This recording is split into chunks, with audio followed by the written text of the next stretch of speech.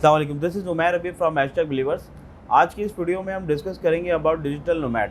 कुछ टाइम से कुछ दोस्त अहबाब और कुछ क्लाइंट्स डिस्कस कर रहे थे, पूछ रहे थे कि ये डिजिटल नोमैड वीज़ा बेसिकली है क्या और इससे हम किस तरीके से बेनिफिट ले सकते हैं, या हमारे काम का है भी कि नहीं है, और हमारी क्या फ़ील्ड इस डिजिटल नोमैड पर फिट उतरती है। तो इस तरह की तमाम तर चीज़ों के बारे में आज इस वीडियो में कंप्लीटली मैं डिस्कशन करूँगा।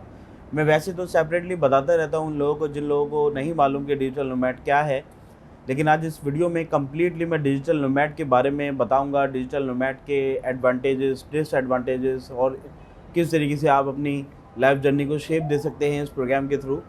तो सबसे पहले शुरू करते हैं digital nomad program. Digital nomad program after Covid उन लोगों के लिए इंट्रोड्यूस किया गया जो रिमोटली काम करते हों, अपने घरों में बैठ के या कहीं से भी वो ऑपरेट कर रहे हों अपने कामों को ऑन यूजिंग डिजिटल टूल। उसके अलावा वो आईटी रिलेटेड फील्ड से हो सकते हैं, डिजिटल मार्केटिंग की फील्ड से हो सकते हैं, या कोई भी ऐसी फील्ड जिसमें डिजिटलाइजेशन का होना लाजमी है और वो थ्रू इंटरनेट अपने मामलात को हैंडल कर रहे हों। सेकंड थिंग इज़ दैट कि डिजिटल नोमैड प्रोग्राम की ज़रूरत क्या पेश आई दूसरे ममालिक को कि वो इस प्रोग्राम को इंट्रोड्यूस करें और हम किस तरीके से उससे बेनिफिट ले सकते हैं। तो देखें, डिजिटल नोमैड प्रोग्राम उन लोगों के लिए जो रिमोटली काम करते थे। मुख्तलिफ ममालिक ने अपने प्रोग्राम की पॉलिसीज़ को उनके हिसाब से डिज़ाइन किया। जैसे लेट्स सपोज शेंजन में, यूरोप में कई ऐसे कंट्रीज़ हैं जो डिजिटल नोमैड प्रोग्राम वीज़ा दे रहे हैं, और डिजिटल नोमैड वीज़ा लेने के लिए उनकी कुछ रिक्वायरमेंट्स 2000 यूरो भी है, किसी की 2500 यूरो है, किसी कंट्री की 3500 यूरो तक की इनकी रिक्वायरमेंट है। अगर आप ये पूरी करते हैं तो आप इसका वीज़ा हासिल कर सकते हैं। मींस कि 2000 से 3500 यूरो के दरमियान आपकी इनकम हो और आपका क्लाइंट और आप खुद उस कंट्री में मौजूद ना हो जिस कंट्री का आप वीज़ा अप्लाई कर रहे हो। तो बेसिकली इस चीज़ को समझने के बाद हम आते हैं डिजिटल नोमैड प्रोग्राम से हम किस तरीके से बेनिफिट ले सकते हैं। तो देखें, अगर आपका ताल्लुक आईटी फील्ड से है, आप सॉफ्टवेयर डेवलपर हैं या वेब डेवलपर हैं, या आप किसी भी आईटी रिलेटेड फील्ड से ताल्लुक़ रखते हैं, तो आपके लिए ये प्रोग्राम बेस्ट है। देखें, आप कभी भी किसी कंट्री मूव आउट होते हैं ऑन विज़िट वीज़ा, तो ज़्यादातर जो लोग विज़िट अप्लाई करके जा रहे होते हैं यहाँ से, तो उनको जो विज़िट ऑप्शन आता है उनके पास, वो सिंगल एंट्री का आता है। वो लेते हैं सिंगल एंट्री का ऑप्शन और उसमें उनको 10 दिन, 11 दिन, 12 दिन की एंट्री उनको जो है वो मैक्सिमम मिल जाती है और वो चले जाते हैं। लेकिन वीज़ा एक्सपायर होने से पहले पहले उनको कंट्री आउट देना होता है, वो वहाँ से उनको एग्ज़िट देनी होती है। लेकिन इस डिजिटल नोमैड प्रोग्राम की सबसे ख़ास बात ये है कि आप विद फैमिली भी अप्लाई कर सकते हैं, और साथ में आप इस डिजिटल नोमैड के बिहाफ पर एटलीस्ट कम से कम 1 साल की रेजिडेंसी तो आपको स्टार्ट में मिल ही जाती है। तो जो लोग अपनी लाइफ को शेप देने के लिए यहाँ से यूरोप या कहीं और जा रहे होते हैं, तो उनके लिए सबसे बड़ी प्रॉब्लम ये होती है कि एक बार वो चले गए तो उनके पास वापसी का कोई रास्ता नहीं होता और वो स्टक हो जाते हैं, चूँकि उनका वीज़ा एक्सपायर हो चुका होता है और उस वीज़े को एक्सटेंड भी नहीं कराया जा सकता। तो वो रेजिडेंसी की तरफ जाते हैं, और वो इटली जाते हैं कोई अज़ील फ़ाइल करने के लिए, कोई जाता है पुर्तगाल इमिग्रेशन फ़ाइल करने के लिए। मुख्तलिफ़ लोग उनको जिस तरह से गाइड करते हैं, वो उस तरीके से अपनी लाइफ को शेप दे देते हैं।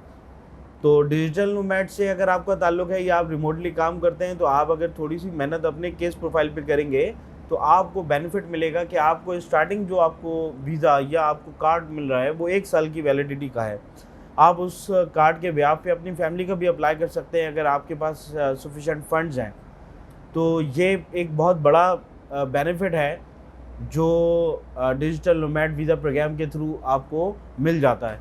1 साल की रेजिडेंसी का मिलना और साथ में आपकी फैमिली का एक्सेस होना, ये 2 ही मेन इश्यूज़ होते हैं जिन पर यहाँ से यूरोप जाने के बाद लोग काम कर रहे होते हैं, और उनको उस टाइम पे मतलब ये कि वहाँ पर भी उनको 2 से 3 साल लग ही जाते हैं अपने कार्ड आने पर। अपने कार्ड आने के बाद फिर फैमिली अप्लाई करने पे कुछ तो 4-4, 5-5 साल तक वेट करते हैं। मैं खुद पुर्तगाल के अंदर 2017-18 में गया था, और जब मेरे पास पहली रेजिडेंसी आई थी तो 2020 मेरे ख़्याल से शायद 2020 या 2019 की मेरी पहली रेजिडेंसी थी। लेकिन ये जो टाइम था 2017-18 से 2019-20 तक का, ये बहुत टफ़ था, क्योंकि मेरे पास एक्सेस नहीं था कि मैं वापस पाकिस्तान जा सकूं। तो मुझे कई मुश्किलात का सामना करना पड़ा, लेकिन अल्हम्दुलिल्लाह मैं उस स्टेजेस को पार करता हुआ निकल गया और अल्हम्दुलिल्लाह मैंने वहाँ पे रेजिडेंसी ली और रेजिडेंसी लेने के बाद वहाँ कंपनी फॉर्म करी, अपनी लाइफ को शेप दिया।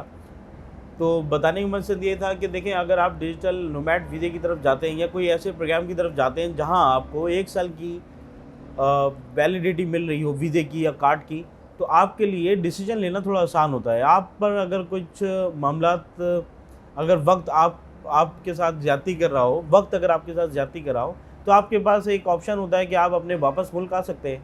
लेकिन जो विज़िट या कोई दूसरा चैनल लेके जाते हैं यहाँ से यूरोप और वहाँ स्टक हो जाते हैं, तो उनके लिए प्रॉब्लम होती है कि वो अपने डिसीजन को चेंज नहीं कर सकते। उनको वहाँ पे रहना ही रहना है, क्योंकि उनको टीआरसी चाहिए, उनको रेजिडेंसी चाहिए और रेजिडेंसी आने के बाद फिर उनको फैमिली बुलानी है, तो उसके लिए एक अलग हैक्टिक है जो वो दिखाते हैं। तो अल्टीमेटली डिजिटल नोमैड से आप काफ़ी बेनिफिट्स हैं जो ले सकते हैं स्टार्टिंग में। दूसरी चीज़ ये कि पाकिस्तान से लोग बाहर जाना क्यों चाहते हैं, और मैं लोगों को बाहर भेजने के मशवरे देता हूँ। खुद अभी इस वक्त मैं पाकिस्तान में बैठा हुआ हूँ। ये एक सवाल है जो मुझसे अक्सर लोग पूछते हैं, तो मैं आपसे इस बारे में भी बात करना चाहता हूँ कि देखिए, मेरा पुर्तगाल में मेरी रेजिडेंसी है पुर्तगाल की, और मेरा काम चूँकि ऑनलाइन है तो मेरा एक्सेस पुर्तगाल साल में 2-3 मरतबा होता है। मुझे जब ज़रूरत पड़ती है, कुछ कॉन्ट्रैक्ट साइन करने होते हैं या कुछ कॉन्ट्रैक्ट रिन्यू करने होते हैं या कहीं फिज़िकल अपीयरेंस की ज़रूरत पड़ती है किसी डिपार्टमेंट में, तो मुझे जाना पड़ता है, मैं जाता हूँ वहाँ। लेकिन अल्टीमेटली मेरा जो मेन टारगेट है वो फैमिली है पाकिस्तान में, क्योंकि हर आदमी की अपनी एक लाइफ जर्नी होती है। मैं ये बेहतर समझता हूँ कि फैमिली को स्टार्ट में आप मूव आउट कराएंगे तो आपके पास सफिशिएंट फ़ंड होने चाहिए।